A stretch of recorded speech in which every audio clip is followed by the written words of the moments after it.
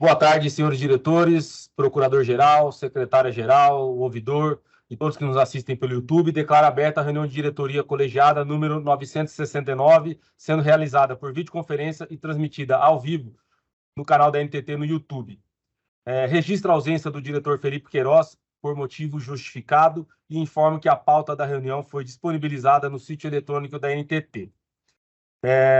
Antes de adentrar aos itens de pauta, eu queria considerar aqui a relevância e a urgência da matéria, informar aos diretores o interesse de que seja deliberado na presente reunião um processo extra-pauta de relatoria do diretor Luciano Lourenço, que tem como assunto o processo 50.502.345.565/2022-40, o interessado Superintendência de Concessão da Infraestrutura, a SUCOM, assunto homologação do resultado do leilão de concessão do Sistema Rodoviário de Rodovias, PR 153, 277, 269 no Paraná e as PR 092, 151, 239, 407, 408, 411, 508, 804 e 855. Os diretores estão de acordo com a inclusão do processo extra-pauta? Diretor Guilherme? De acordo. Diretor Lucas? De acordo. E eu também de acordo, então fica incluído aqui na pauta e será lido no momento das relatorias do diretor Luciano. Antes de dar início aqui aos itens de pauta, questiono se há alguma manifestação por parte dos demais diretores. Diretor-geral, caros colegas, eu gostaria de registrar a retirada de pauta de um processo, o item 1.2.1, processo 50.511.8805/2013.79, interessado Companhia de Concessão Rodoviária Juiz de Fora, Rio, Concer, assunto recurso interposto em face da decisão 3/2021 SULOD, que aplicou pena concessionada, estou retirando de pauta. Então, registrado o nosso item de pauta número 121, retirado de pauta. Feito essa introdução, vou dar início aqui aos itens de pauta com o item de relatoria do diretor Guilherme Sampaio, é o item de pauta 1.1.1, processo 50.500.012.713/2022-77, CMW Transportes Limitada, pedido de reconsideração interposto contra a deliberação 255 de 17 de agosto de 2023, que aplicou a penalidade de cassação. Com a palavra o diretor-relator, diretor Guilherme. Obrigado, cara diretor-geral Rafael Vitali. Muito boa tarde. Cumprimento meus diretores pares Luciano Lourenço e Lucas Asfor. Também o nosso procurador-geral Milton Carvalho Gomes, a nosso ouvidor Robson Crepaldi, nossa secretária-geral Renata Teixeira, bem como todos que nos assistem pelo canal do YouTube. Trata-se de pedido de reconsideração referente ao processo administrativo ordinário movido nesse favor da empresa CMW Transportes Limitada, cujo objetivo foi a apuração de infrações administrativas à legislação de transporte rodoviário de passageiros, o qual teve como resultado a aplicação da pena de cassação de sua autorização, com fundamento no artigo 36, parágrafo 5º do Decreto número 2.521, de 20 de março de 1978, com fulcro no artigo 78, a linha H, da Lei número 10.273, de 5 de junho de 2001, cuja decisão da diretoria colegiada, amparada pelo entendimento da área técnica consubstanciado no relatório final da comissão processante, foi pela cassação de sua autorização para a prestação do serviço de transporte rodoviário coletivo interestadual e internacional de passageiros, realizado em regime de fretamento. Assim, após minuciosa análise realizada pela área técnica, esta sugeriu que a diretoria colegiada decidisse pela improcedência dos argumentos apresentados, pois restou configurada a infração grave pela prática de serviço não autorizado, modalidade de transporte diversa que foi autorizada, para a qual é prevista a sanção de cassação. Não foram apresentados argumentos suficientes para a concessão do efeito suspensivo ao recurso. Isso posto, considerando as instruções técnicas e jurídicas constantes nos autos, voto por conhecer o pedido de reconsideração interposto pela empresa já referida, não lhe atribuindo o efeito suspensivo para, no mérito, negar-lhe provimento. Obrigado, diretor Guilherme. Alguma manifestação por parte dos demais diretores? Não havendo, abro votação com o diretor Luciano. Acompanho o relator. Diretor Lucas. Eu também acompanho o relator. Também sigo com o relator, aprovado por unanimidade item 1.1.1 da pauta. A seguir, os itens de relatoria do diretor Luciano, como já consignado, item 1.2.1 foi retirado de pauta, então vamos direto ao item 1.2.2, processo 50.500.237 550-2022-33. Eu queria dizer que esse processo aqui, considerando o pedido, desculpe, de sustentação oral referente ao segundo item, convido ao item de pauta, convido o senhor Dr. Marcos Rivaldo Fernandes Plácido, advogado da empresa Lídia Turismo Limitada, para participar da reunião de diretoria. Então, mais uma vez, o item de pauta 1.2.2, processo número 50.50237.550.2022-33, interessado Lídia Turismo Limitada, recurso interposto em face da deliberação 320, de 28 de setembro de 2023, que aplicou a penalidade de cassação. Passo a palavra, então, para o diretor Luciano, para fazer a introdução da matéria. Muito obrigado, diretor-geral. Boa tarde a todos aqui da reunião, meus colegas diretores, nosso procurador, nossa secretária, nosso ouvidor, ao Dr. Marcos Rinaldo. Seja bem-vindo à reunião e boa tarde a todos que nos acompanham ao vivo aí no canal da NTT no YouTube. É um pedido de reconsideração interposto pela empresa Lídia Turismo Limitada, em face da deliberação 320, de 28 de setembro de 2023, que aplicou à empresa a sanção de cassação do termo de autorização de fretamento, o chamado TAF, com fulcro no artigo 36, parágrafo 5º do Decreto número 2.521 de 98 e no artigo 78H da Lei 10.233 de 2001.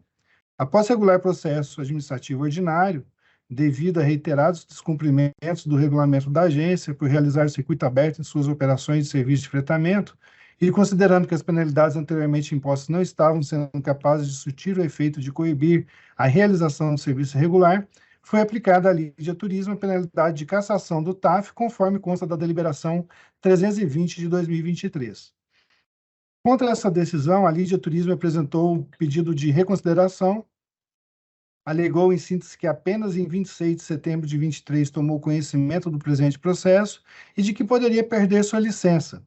Alega que, após diversas tentativas, não foi possível acessar o link para realizar a sustentação oral na reunião de diretoria que deliberou pela penalidade, o que teria ocasionado o cerceamento da defesa, e alegou também que a pauta da reunião 966, reunião de diretoria, não foi publicada com a antecedência mínima prevista no regimento interno da agência, razão pela qual requer a nulidade do julgamento por existência de vícios de formalidade. Quanto ao mérito, destacou que obteve a renovação de seu TAF após decisão judicial em que foi eximida do pagamento prévio de multas impeditivas. Destacou que qualquer cancelamento da licença por questões de multas é ilegal. Por fim, registrou que, abre aspas, entre 2019 e 2020, aderiu aos serviços prestados pela empresa Buser e disponibilizou alguns ônibus de sua frota, sendo que 63,2% das viagens teriam sido realizadas pela Buser. Fecha aspas. Assim, entende que não há fatos capazes de caracterizarem cometimento de infrações por parte da Lídia Turismo. Essa é a breve introdução, diretor-geral. Obrigado, diretor Luciano.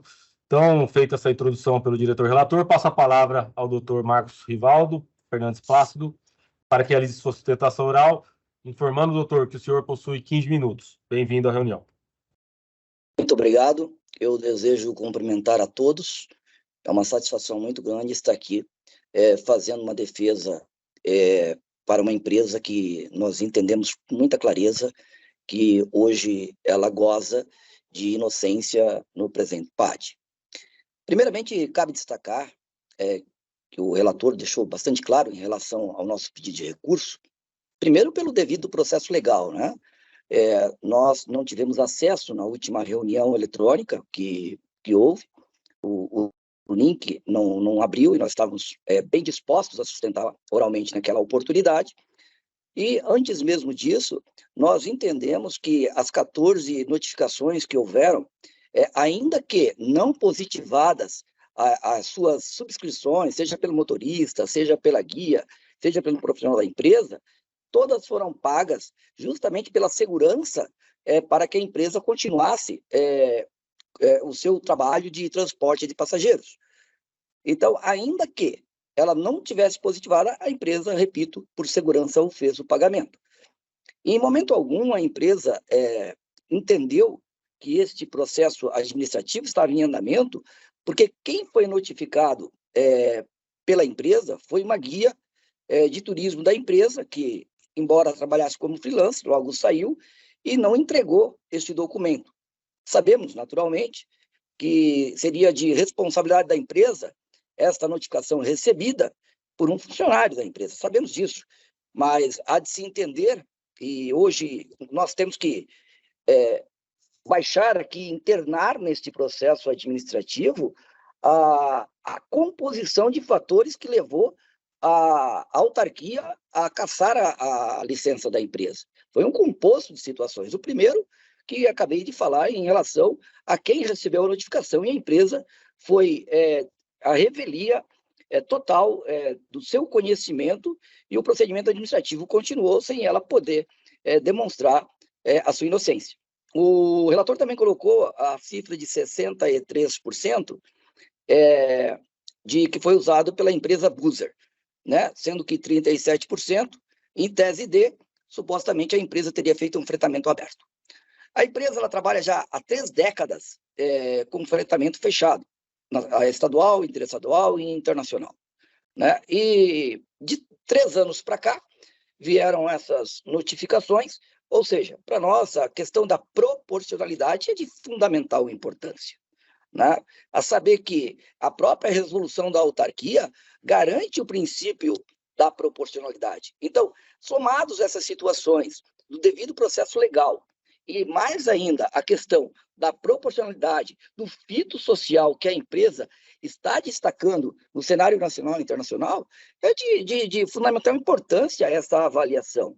Se não, vejamos, a empresa vem há 30 anos, como falei, desencadeando um trabalho de transportes de pessoas numa região da Mesca, Rec e Amurel, região sul de Santa Catarina, onde a demanda é muito maior do que as empresas de transporte de turismo, né? Então, uma empresa hoje, com essa cifra numerária de transporte de passageiros, colocando na economia, jogando na economia, toda a questão de parcelamento de estado, de cidades, de país, o que faz no transporte de passageiros, sem dúvida alguma, esse fitossocial é de fundamental importância, e repito mais uma vez, né, não há como desconsiderar o impacto econômico e na comunidade da região sul de Santa Catarina, né, como também onde no estado de São Paulo, onde mais opera a empresa trazendo passageiros para que a economia venha virar. Então, a empresa não pode fugir de saber que o seu fitossocial é de fundamental importância para que ela se mantenha no mercado. Ora, além disso, nós também temos que colocar hoje em pauta a questão de que nós temos que olhar com muita clareza o bom senso, né, e a falta de materialidade que houve, né? Não há como se continuar nesse processo sem entender que não houve o devido processo legal e que há um prejuízo social de alta monta, né? Como que nós vamos poder recuperar isso? Uma empresa com 30 anos, com diversos profissionais aí indo de lá para cá na empresa, seja fichados, freelancers, profissionais do escritório, profissionais em São Paulo, motoristas, guias e etc. e tal. Então, o impacto, além de ser dentro da empresa, jogando para a sociedade, como falei há pouco, também dos passageiros que são transportados por a empresa por todos esses anos, né? Então, não há como assim nós entendermos hoje que a ruptura da empresa no seu laço de transportes nesses locais onde já fora sustentado aqui, essa ruptura não vai ocasionar um prejuízo de enorme monta para todos, sejamos sociedade, seja empresa, sejam funcionários. Então, primeiramente, senhores diretores, a empresa vai requerer que seja colocada a sua inocência no devido processo administrativo, para que possam entender que a empresa não fez essa situação de caso pensado. Em princípio, a Buser, quando começou a operar no mercado, o entendimento é que a Buser, na sua tutela antecipada que teve diante do STF para operacionalizar, a Lídia Turismo entendeu que a Buser realmente seria responsável por transporte aberto e não a empresa Lídia. E lá depois, como bem já colocado aqui, teve-se esse processo ido à revelia do seu conhecimento. Então, primeiramente, requerer que vossas senhorias se dignem a reconhecer a inocência da empresa, a importância dela no mercado, e que, então, levantem a cassação, o pedido de cassação, arquivando esse processo administrativamente, e também, se caso não for o entendimento de vossas senhorias, que, então, requer-se subsidiariamente que nós possamos dar ao direito à empresa aqui requerida do processo legal, do contraditório da ampla defesa, e se anule, então, todos os efeitos desde a inicial desse procedimento até este momento, para que ela possa se defender efetivamente de todas as situações elencadas no presente processo. Então, primeiramente, é realmente um pedido em nome da sociedade, em nome da empresa, que seja entendido por vossas senhorias que a empresa realmente goza de inocência nesse processo.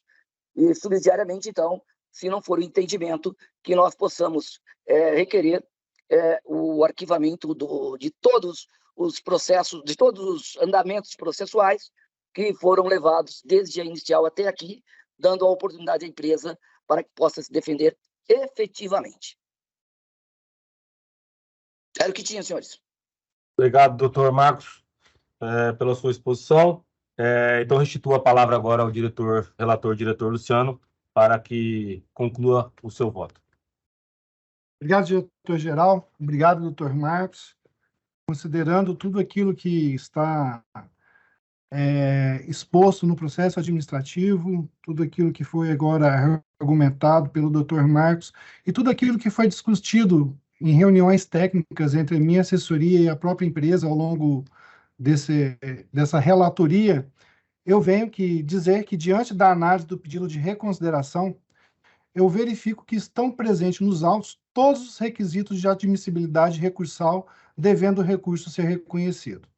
A recorrente requereu a concessão do efeito suspensivo, abre aspas, com base nos fatos e fundamentos expostos em sua peça, fecha aspas. Em exame, não constato razões suficientes para atribuir-lhe efeito suspensivo. Pelo contrário, em consideração à conduta da empresa, no sentido de não respeitar as normas vigentes para o serviço na modalidade fretamento e ao constante questionamento dos regramentos vigentes apresentados em suas peças defensivas, não se vislumbraria possível postura da empresa aderente às normas em caso de suspensão dos efeitos da pena aplicada. Considero que a empresa estava ciente do risco de sofrer a cassação ao prestar o serviço de fretamento em circuito aberto, e não se mostrou disposta a respeitar as normas aplicáveis ao serviço de fretamento. Registro ainda, senhores, que atualmente os efeitos da deliberação número 320 de 2023 já estão suspensos por força de decisão judicial exarata no mandato de segurança número 1096-2023.4.01.3400. Já na esfera administrativa, não havendo justo receio de prejuízo de difícil ou incerta reparação, entendo pela não concessão do efeito suspensivo ao recurso. Quanto à alegação de que a empresa tomou conhecimento do presente processo apenas em 20 de setembro de 2023, consta nos autos que a comissão processante fez a intimação por e-mail e por correspondência física com aviso de recebimento, o chamado AR. Há no processo, inclusive, comprovante de recebimento do AR devidamente assinado em 28 de 11 de 2022 pela senhora Sheila, fato, inclusive, narrado aqui pelo Dr. Marcos. A empresa alega que a pessoa que assinou o AR jamais representara à empresa as intimações, repassara à empresa as intimações, pois não trabalha mais na empresa, entre aspas. Ora, registro que é de responsabilidade da empresa manter seu cadastro atualizado junto à NTT. Caso contrário, fica fácil de a empresa furtar-se de suas responsabilidades quando demandada. Ademais, de fevereiro de 2023, ou seja, quase 3 meses após a primeira intimação, a senhora Sheila também assinou outro aviso de recebimento para a defesa em sede de alegações finais. Percebo, então, que a agência cumpriu com seu dever de intimar a empresa para que exercesse o seu direito de defesa. Todavia, a empresa quedou-se inerte. Assim, não há que se falar em cerceamento de defesa, vez que a intimação ocorreu por mais de um meio de comunicação. Registro que a própria empresa recorrente reconheceu em seu pedido de reconsideração o envio da correspondência para o seu endereço. Portanto, é inconsequente se as correspondências foi recebida por um funcionário atual ou anteriormente empregado. Em ambas as situações, a intimação é considerada válida. Quanto à suposição de que a pauta da 96ª reunião de diretoria não teria sido publicada com antecedência mínima prevista no regimento interno da agência, cito o artigo 66 da Lei 9.784 de 99, onde consta no caput que, abre aspas, os prazos começam a correr a partir da data da cientificação oficial, excluindo-se da contagem o dia de começo e incluindo-se o do vencimento. Fecha aspas. Logo, não assiste razão à recorrente. Ainda que assim não fosse, a empresa apresentou pedido de sustentação oral que foi prontamente deferido pela agência. Assim, mais uma vez, não há que se falar em cerceamento de defesa.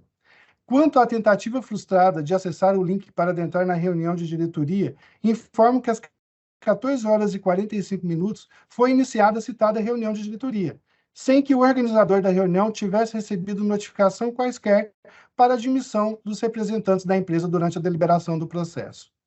Ultrapassadas essas questões de nulidade apresentadas pela corrente, e estando claro que não devem ser reconhecidas, exponho a infração de fato imputada à empresa. A aplicação da sanção decorreu da constatação de que a empresa operava serviços de forma diversas da qual lhe foi autorizada. Foi dada autorização à empresa Lídia Turismo para a prestação de serviços de transporte rodoviário coletivo interestadual de passageiros em regime de fretamento, que deve ser prestado em circuito fechado, o que foi reiteradamente descumprido pela empresa. Todo o debate dos autos versa acerca da prestação de serviços de fretamento com descumprimento do circuito fechado. A própria recorrente assentou em seu pedido de reconsideração que aderiu aos serviços prestados pela empresa Buser e que as infrações aqui discutidas foram praticadas por essa empresa, sendo, portanto, de responsabilidade dela arcar com qualquer sanção. Destaco que, embora a empresa sustente que somente disponibilizou o ônibus a, abre aspas, Buser, fecha aspas, a prestação do serviço em si continua sendo de responsabilidade da Lídia Turismo. Registro que não há qualquer tipo de vedação à utilização de plataformas tecnológicas no serviço de passageiros, desde que as empresas que efetivamente prestam serviços, no caso em tela, traço da recorrente Lídia Turismo, observem os regulamentos vigentes. Inclusive, não pode a recorrente utilizar-se de tal alegação, vez que o artigo 6º da Resolução 4777 de 2015 deixa claro que, entre aspas, é vedada a subautorização para a prestação de serviço objeto dessa resolução. Ou seja, qualquer viagem que tenha sido realizada mediante a emissão de licença em nome da empresa Lídia Turismo é de sua responsabilidade, cabendo única e exclusivamente a ela zelar pelo cumprimento integral dos normativos vigentes. Registro que, de forma diversa da alegada pelo recorrente, a sanção imposta pela deliberação 320 de 2023 não decorreu do fato de a empresa possuir multas impeditivas não adimplidas junto à NTT. Tampouco a aplicação da sanção de cassação foi utilizada como meio coercitivo para pagamento. Neste aspecto, assiste toda a razão à recorrente de que seria inconstitucional a aplicação de uma penalidade como meio de obter a quitação de débitos. Inclusive, causa-me estranheza tal alegação, uma vez que a questão das multas impeditivas nem é o objeto dos presentes autos. Aqui, registro que a empresa está amparada por decisão judicial exarada nos autos do agravo de instrumento número 5031464-02.2023.4.04.0000, que eximiu do pagamento prévio de multas impeditivas para a renovação do seu TAF, que está válido até 13 de nove de 2026. Em conclusão da análise do mérito, entendo que não foram trazidos novos elementos aos autos que possam suscitar a alteração da aplicação da pena de cassação do TAF da empresa Lídia Turismo nos termos da deliberação 320 de 2023. Pelo exposto, baseado nos fatos e em cumprimento às normas vigentes, considero as razões detalhadas em meu voto DLL número 90 de 2023, acostados aos autos e cujos argumentos ora são adotados e passam a integrar esse voto. Voto por acolher o pedido de reconsideração interposto, de conhecer do pedido de reconsideração interposto pela empresa Lídia Turismo Limitada, não lhe atribuindo efeito suspensivo para, no mérito, negar-lhe provimento. É o voto, senhores diretores? Obrigado, diretor Luciano. Questiono se há manifestação por parte dos demais diretores. Não havendo, abro votação com o diretor Guilherme. Primeiro, eu quero cumprimentar a presença e também a citação oral do Dr. Marcos Rinaldo. E quero aqui registrar meu acompanhamento do voto do diretor Luciano Lourenço, o qual parabenizo pela fundamentação técnica e também pelo detalhamento de todo o histórico processual e procedimental deste feito, e que traz uma clareza e uma fundamentação precisa, não só dessa penalidade em si, mas também o histórico da empresa em questão. Então, diretor Luciano Lourenço, acompanho o voto do diretor relator e o cumprimento pela qualidade do voto apresentado aqui nesta reunião de diretoria. Obrigado. Diretor Lucas. Bem, eu também queria, primeiramente, parabenizar ao advogado, doutor Marcos, pela sua lhaneza, mas também pela convicção nos fundamentos aqui trazidos, eminentemente jurídicos, mas, como bem dito pelo diretor Guilherme, eu não teria outra conclusão senão a seguir o diretor Luciano, no ensejo em que eu já lhe parabenizo, diretor, pela densidade do seu voto e pelo apego estrito ao arcabouço normativo, né, pertinente ao caso, e também às provas constantes dos autos. Por isso, eu acompanho o relator. Perfeito, obrigado. E eu também sigo com o relator, sendo desnecessário repetir tudo que foi colocado aqui pelos demais diretores. O voto do diretor Luciano é uma verdadeira aula do que é a nossa regulamentação, do que deve ser perseguido pelas empresas que se prezam a prestar esse serviço aí à sociedade.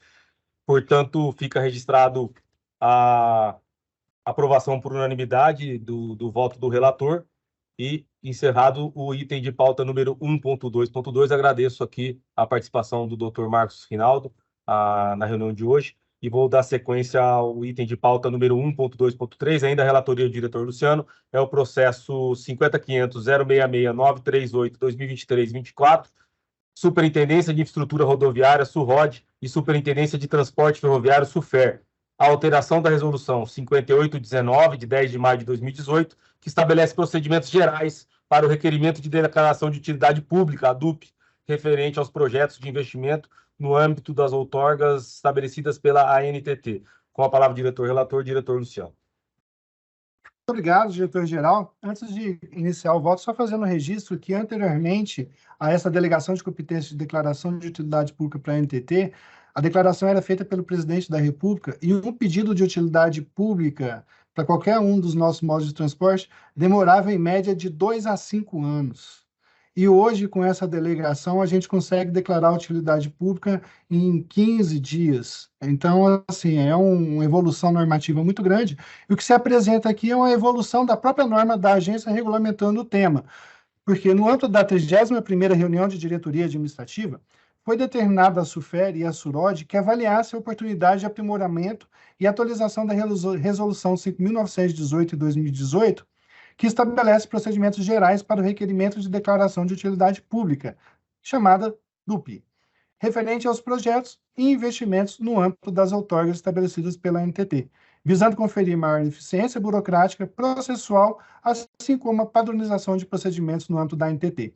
Após a análise, as áreas identificaram 3 oportunidades de aprimoramento que eu vou enumerá-las rapidamente. A primeira é com relação à autorização legislativa para desapropriação de bens públicos. Verifica-se que ela é necessária para a autorização do ato expropriatório, sendo dispensada mediante acordo entre os entes federativos. Segundo os autos, a forma como o tema foi abordado na resolução tem tido o efeito de onerar a ANTT e causar dúvidas no Poder Legislativo com relação ao fluxo para a desapropriação dos bens públicos. Tais ônus e dubiedades podem ser potencializados com o advento das novas outorgas ferroviárias por autorização. Ao prever que, para bens da União, a DUP promova a afetação específica para fins de transporte, e que a ANTT deverá encaminhar autorização legislativa quando provocada pela concessionária, a resolução acaba por gerar expectativas desnecessárias no Poder Legislativo. Ademais, a nossa Procuradoria Federal apontou a tecnia na resolução, quando indica que haverá desapropriação de bens públicos da União, sendo que os bens públicos da União são inexpropriáveis. Propõe-se, assim, a revogação dos parágrafos 2º e 3º do artigo 1º. Se mostra necessário ainda ajuste na redação do artigo 3º da resolução, a fim de que se confira maior clareza ao nível de detalhamento mínimo necessário do projeto de engenharia que se pretende ter a declaração de utilidade pública. É proposto que seja exigido um nível de detalhamento correspondente a anteprojeto, de acordo com as normas da ANTT ou, em sua ausência, com as normas da ABNT. Por fim, identificou-se a necessidade de revogação dos artigos 14 e 15 da resolução, por fazerem menção à Resolução 2695 de 2008, que foi integralmente revogada pela Resolução 1956 de 2021, trazendo uma nova abordagem à execução de obras em áreas objetos de concessão ferroviária. Ao se analisar o ato normativo ora proposto, verifique-se que se trata de norma de baixo impacto e que não onera o setor regulado, uma vez que apenas atualiza a norma com ajuste de legística, sendo que mesmo a inclusão de adequação dos anteprojetos às normas da BNT não seriam novidades para o setor. Assim, além disso, o ato normativo em análise não procura inovar no meio jurídico, motivo pelo qual entendo como dispensável a inclusão do tema em agenda regulatória, bem como a realização de análise de impacto regulatório e processo de participação e controle social. Após a análise, a Procuradoria se manifestou no sentido de não ver óbices aos aprimoramentos propostos na resolução, além também de entender como dispensáveis a inclusão do tema na agenda regulatória, a realização de AIR e PPCS, assim como já falei. Pelo exposto, senhores, voto por aprovar a minuta de resolução que implementa aprimoramento na resolução 5.819 de 2018. Obrigado, diretor Luciano. Manifestação por parte dos demais diretores. Não havendo, abro votação, diretor Guilherme. Acompanho o diretor relator e agradeço pelo histórico, não é da minha época, mas certamente do diretor relator, o trâmite moroso que era assim, dessa declaração de utilidade pública, já participando agora efetivamente junto com os senhores desse trâmite bem mais célere. Obrigado, diretor Lucas. Também sim com o relator. Também sigo com o relator e feliz por ter sido relatado pelo diretor Luciano, porque tem experiência de sobra nessa questão aqui de desapropriação. Então, parabéns mais uma vez aí, diretor Luciano, pelo voto. Próximo item de pauta, item 1.2.4, processo 50.500.033.613, 2022-84, Transporte Coletivo Brasil Limitada, processo administrativo ordinário, embargo de declaração contra a deliberação 302, de 14 de setembro de 2023. Com a palavra o diretor relator, diretor Luciano.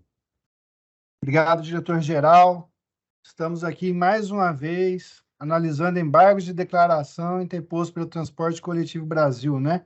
Que infelizmente não é novidade para nenhum de nós, visto que esse instituto tem sido reiteradamente utilizado pela referida empresa. Que, após aplicada à empresa a pena de cassação, ela interpôs pedido de reconsideração que foi analisado pelo voto DLL 60 e deliberado pela diretoria colegiada, que não reformou a decisão que aplicou a penalidade. Entendendo haver omissão no voto DLL 60, vez que não teria havido manifestação sobre casos paradigmas apresentados em sede de recurso administrativo, opôs embargos de declaração. Esses embargos foram analisados conforme voto DLL 73, onde registrei que a cumulação da penalidade de cassação e multa é uma faculdade da diretoria colegiada que, dentre outros requisitos, leva em consideração os antecedentes da empresa infratora e as reincidências. Na oportunidade, destaquei que a TCB é frequente e contumaz em desrespeitar as normas de transporte, tendo sido, inclusive, penalizada com a pena de cassação em outros processos. Novamente inconformada, a TCB apresenta novos embargos de declaração. Sustentou novamente omissão decorrente do fato de que houve vilipêndio ao princípio da isonomia. Analisando o recurso interposto, o que percebo mais uma vez nos argumentos usados pela empresa é que a intenção do recurso não é esclarecer alguma obscuridade, eliminar a contradição interna da fundamentação, preencher alguma omissão ou corrigir algum erro material, mas sim rediscutir o mérito da proposição da diretoria colegiada, o que foge do escopo do recurso. Todos os argumentos lançados pela TCB, agora em seus embargos, já foram detalhadamente e exaustivamente analisados e rebatidos no voto DLL 60 e no voto DLL 73. O que percebo é que atitudes como essa podem gerar confusão e embaraços processuais. Diante disso, entendo que o recurso presente não é cabível, vez que as condições de admissibilidade para o seu cabimento não se fazem presentes. Por tal razão, e não tendo sido apresentados fatos novos, entendo que não devem ser conhecidos os embargos de declaração opostos pela TCB. Faço um adendo, senhores, registrando que o direito de petição ele é previsto em Constituição como direito fundamental. Todavia, não se trata de um direito absoluto e possui limitações na ordem jurídica. Digo ainda que o ordenamento jurídico condena o exercício abusivo de direitos. O abuso do direito de petição e a litigância de má-fé devem ser interpretados à luz da atividade específica das agências reguladoras, haja vista a possibilidade de o administrado litigar dissociado da boa-fé para finalidades diversas daquelas previstas em lei.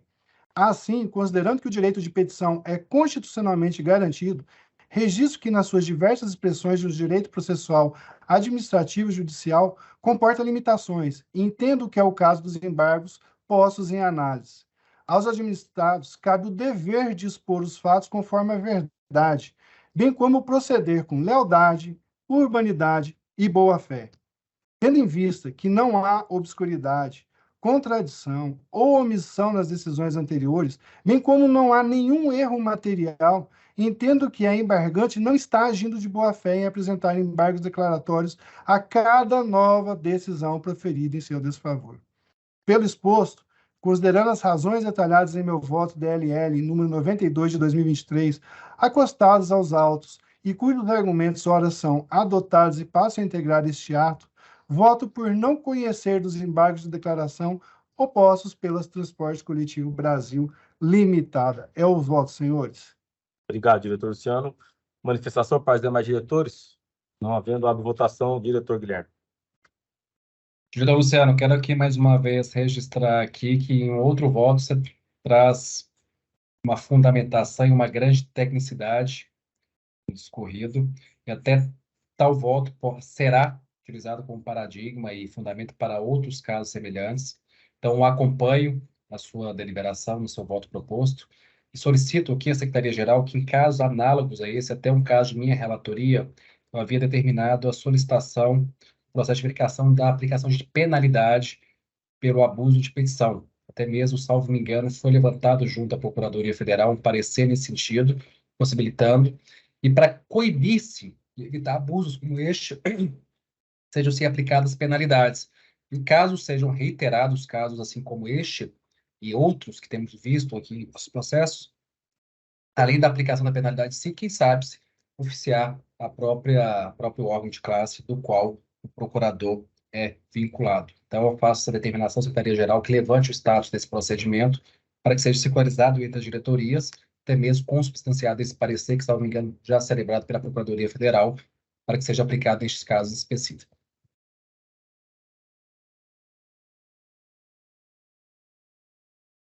Seu microfone está mudo, diretor. Obrigado, diretor Guilherme. Fica registrado aí seus encaminhamentos e a secretária-geral vai providenciar no que couber. Diretor Lucas. Eu acompanho o relator e faço coro aqui ao que foi exposto pelo diretor Guilherme. Inclusive, penso eu, algo que a gente possa refletir com mais detalhes no futuro, a aplicação em casos similares dessa natureza, de litigância de má-fé com base no CPC e também no que é previsto na própria Lei Federal de Processo Administrativo. Então, acho que isso é algo a se pensar quando se há uma litigância de má-fé de modo reiterado, aplicar essa litigância, inclusive com aplicação de multa. Mas é só para refletirmos em casos futuros, mas eu acompanho o relator. Obrigado. Acho que é um assunto importante para a gente debater nas nossas reuniões de diretoria administrativa, Já vou colocar isso como um item de pauta para nós, para que a gente tenha aí um melhor balizamento disso aí, tá? Obrigado pelas informações. O que eu queria adicionar aqui, né, além de consignar o meu de acordo e seguindo com o relator, sim, a gente elogia o voto do diretor, porque ele é completo, traz todas as resoluções, etc. Mas essas resoluções já deviam ser de conhecimento do nosso agente regulado. Eu não entendo por que o agente regulado se preza a prestar um serviço e se insistentemente quer não atender aquilo que é a regra do setor. É muito frustrante isso para a gente, e a gente tem que ter aqui essas reuniões de parabenizar o voto do diretor, quando que, na verdade, o que a gente gostaria que tivesse era apenas a devida aderência regulatória às normas da NTT para a devida prestação de serviço aos nossos usuários com qualidade e com segurança. Então, fica aqui também esse registro, de certa forma, até um desabafo da minha parte aqui. Registrado, aprovado por unanimidade, o item 1.2.4 da pauta de hoje. Próximo item, 1.2.5, é o processo 50.500.141.498.2023.00, concessionária Vale S.A., projeto executivo para implantação da via permanente no trecho entre o quilômetro 116.460 e o quilômetro 131.260 da Ferrovia de Integração do Centro-Oeste, a FICO. Com a palavra, diretor-relator, diretor Luciano. Obrigado, diretor-geral. Como bem dito de você, é um processo administrativo que foi submetido à diretoria colegiada, visando a aprovação do projeto executivo, como já descrito por Vossa Senhoria, que o trecho entre o quilômetro 116 mais 400 e o quilômetro 131 mais 260, da Ferrovia de Integração do Centro-Oeste, a FICO, inclusive registro que em recentes visitas realizadas por mim, pelo diretor-geral e equipe da NTT e da Infra, verificamos que a obra está a todo vapor, realmente uma grandiosidade da engenharia e uma importante logística futura gigantesca para o nosso país e mais um reflexo de uma política pública que está dando certo aí por meio do subsídio cruzado, né? Tudo isso foi em observância ao acordo de obrigações de investimentos constante do anexo 9 do terceiro termo aditivo ao contrato de concessão da Estrada de Ferro Vitória Minas EFVM, conforme já disse aqui, uma política pública que deu certo.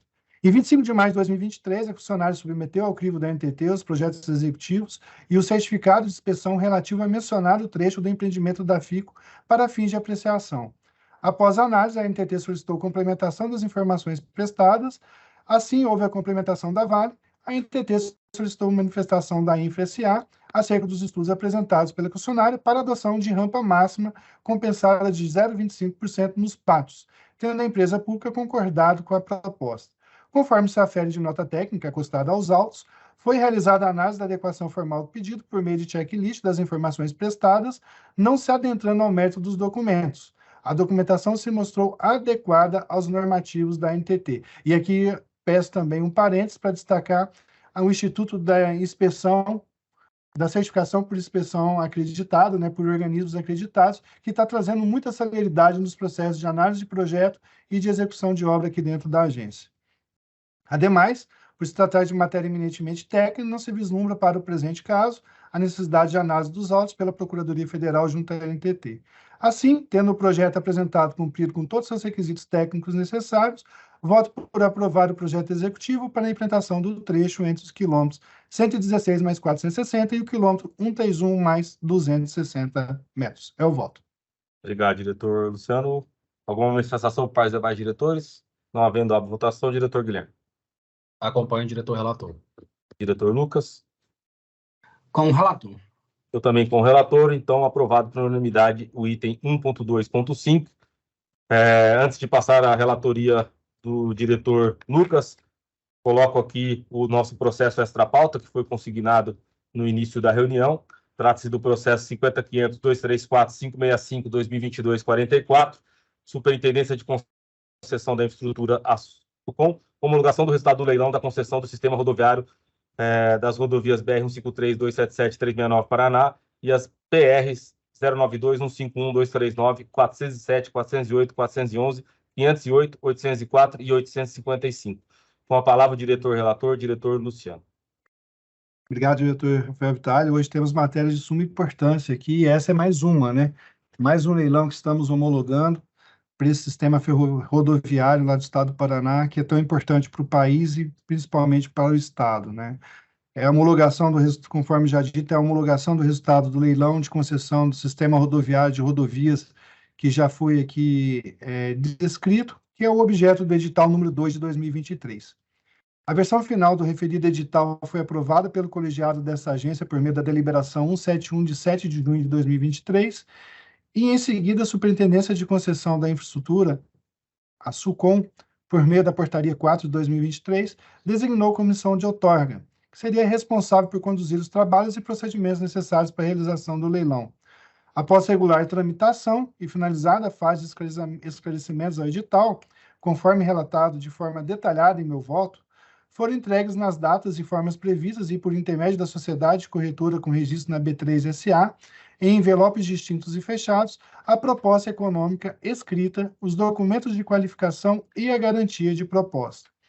A proponente consórcio Infraestrutura PR, formada pelo Grupo EPR, que é pela Equipave, Empresa de Infraestrutura, e mais a Perfim, gestora de fundos de investimentos em infraestrutura, apresentou sua garantia de proposta. Após ampla análise da comissão de outorga e pela equipe técnica da B3, foi elaborado o relatório de análise, volume 1, entendendo que foram atendidos os requisitos legais e editalícios. Portanto, a comissão de outorga divulgou no portal da agência o aviso de garantia de proposta, confirmando o aceite da mesma. Em 29 de setembro de 2023, às 14h25, foi realizada a sessão pública do leilão na sede da B3 SA em São Paulo, momento em que ocorreu a abertura da proposta econômica escrita apresentada, obtendo-se o desconto sobre a tarifa de pedágio de 0,08 pelo consórcio Infraestrutura PR, vencedora e única proponente do leilão. Na sequência, promovidas as análises do documento de qualificação da proponente, primeira colocada no leilão, foi elaborada a ata de análise do julgamento, disponibilizada no portal da NTT no dia 11 de outubro de 2023, conforme determinação do edital. Nesse sentido, é inequívoco que o processo tramitou de forma adequada, não ocorrendo qualquer intercorrência que comprometesse a sua lisura ou transparência do certame licitatório, sendo que todos os atos foram publicados no Diário Oficial da União e no portal da NTT, conferindo legalidade e publicidade ao processo. Diante de todo o exposto, voto pela homologação do resultado do leilão de concessão do Sistema Rodoviário das Rodovias BR 153.277.369 no Paraná e das rodovias estaduais PR 092, 151, 239, 407, 408, 41508, 804, 855, que constituem as rodovias do Paraná, chamado Lote 2, que foi objeto do edital número 2 de 2023, em favor do consórcio Infraestrutura PR. Esse é o voto, senhores diretores. Obrigado, diretor Luciano. Manifestação por parte dos demais diretores? Não havendo, abro votação. Diretor Guilherme. Acompanho o relator. Diretor Lucas. Eu também acompanho o relator. Eu também sigo com o relator, então aprovado por unanimidade o item extra pauta da pauta de hoje. Encerramos relatorias do diretor Luciano Lourenço e passamos a relatorias do diretor Lucas Asfor, com o item de pauta 1.3.1, processo 50.500, 11.27.49, 2021-79. Superintendência de Serviço de Transporte Rodoviário e Multimodal de Cargas, a SUROC. Alteração da Resolução 5862, de 17 de dezembro de 19, que trata do cadastro da operação de transporte necessário para a geração do Código Identificador de Operação do Transporte, o CIOT, para o transportador autônomo de cargas e seus equiparados. Com a palavra, diretor-relator, diretor Lucas. Obrigado, diretor-geral. Muito boa tarde a todos. Cumprimento meus pares, diretor Guilherme, diretor Luciano. Aproveito também para cumprimentar nosso procurador-geral, doutor Milton, nosso ouvidor-geral, doutor Robson, nossa secretária Renata, e também saúdo aqui a todos que nos acompanham pelo canal da NTT no YouTube. Indo diretamente ao voto neste processo, tenho a dizer que trata-se de alteração do artigo 25b da Resolução 5862, de 17 de dezembro de 2019, que fixou o prazo até o dia 31 de julho de 2023 para que as instituições de pagamento que realizam pagamento eletrônico de frete comprovem à NTT que entraram com pedido de adesão ao arranjo de pagamentos instantâneos, o PIX, instituído pelo Banco Central do Brasil. Conforme constam dos presentes autos, após o encerramento desse prazo, a SUROC verificou, no âmbito das 33 empresas habilitadas pela NTT até 22 de dezembro de 2022, que apenas 6% comprovaram a condição de participante do arranjo de pagamentos instantâneos, e outros 39% demonstraram ter entrado com pedido de adesão junto ao Banco Central, não alcançando sequer 50% do universo das empresas cadastradas. Some-se a isso o fato de que, ao longo do processo de verificação da documentação apresentada pelas instituições de pagamento ANTT, surgiram algumas dúvidas que demandaram a realização de consultas formais junto ao Banco Central, ainda pendentes de manifestação conclusiva por parte daquela entidade. Assim, visando reduzir o risco de concentração do mercado entre poucos agentes e sanear dúvidas ainda pendentes de pronunciamento final no âmbito do Banco Central do Brasil, a área técnica entendeu como necessária a alteração do artigo 25B da Resolução 5862 de 2019, para reabrir o prazo para comprovação do pedido de adesão ao PIX. Além disso, em junho de 2023, a Lei 11.442, de 5 de janeiro de 2007, que dispõe sobre o transporte rodoviário de cargas por conta de terceiros e mediante remuneração, sofreu alterações, dentre as quais a redação do artigo 22B, sobre o qual o artigo 25B da Resolução 5862 de 2019 se refere. Assim, para além da alteração acerca do novo prazo limite, a SUROC propõe a adequação do texto ao dispositivo legal. Importante mencionar ainda que os autos foram submetidos à manifestação da Procuradoria Federal junto à NTT, que não vislumbrou óbice jurídico algum à alteração normativa proposta. Em relação à realização de processo de participação e controle social, PPCS, e de análise de impacto regulatório, AIR, entendo que o baixo impacto da proposta de alteração na medida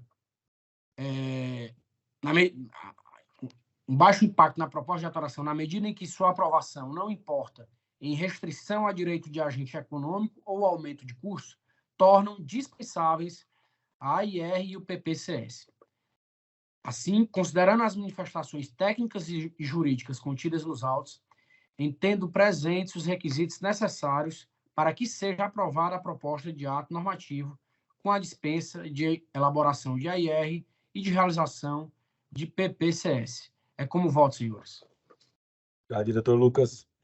Alguma manifestação por parte dos demais diretores? Não havendo obra em votação, com o diretor Guilherme. Acompanho o diretor relator Lucas Asfo. Diretor Luciano. Também acompanho o relator. Eu também sigo com o relator, aprovado por unanimidade o item 1.3.1. Próximo item 1.3.2, processo 50.525, 005446, 2016, 55. Politour Transporte e Agência de Turismo Limitada. Recurso interposto contra a deliberação 253, de 17 de agosto de 2023, que manteve a aplicação de penalidade concedida à empresa por meio da deliberação 122, de 27 de abril de 2023. Com a palavra o diretor-relator, diretor Lucas.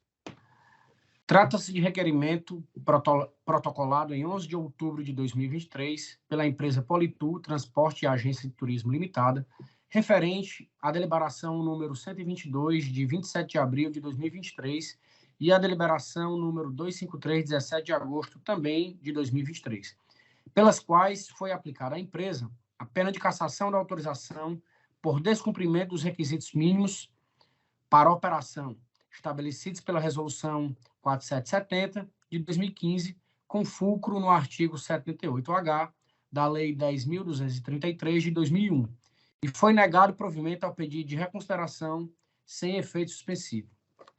Preliminarmente, quanto à admissibilidade do requerimento em tela, verifico que, em decorrência da publicação da deliberação número 253, de 2023, configurou-se a decisão definitiva pela diretoria colegiada. Portanto, nos termos do rito processual estabelecido pelo regulamento que disciplina no âmbito da NTT, o processo administrativo para apuração de infrações e aplicação de penalidades decorrentes de condutas que infringam a legislação de transportes terrestres e pela Instrução Normativa número 5, de 23 de abril de 2021, não restaria a possibilidade de recurso administrativo. Ressalto, inclusive, que após a publicação da deliberação número 253, a empresa Politur foi devidamente comunicada da decisão definitiva tomada pela diretoria colegiada desta agência.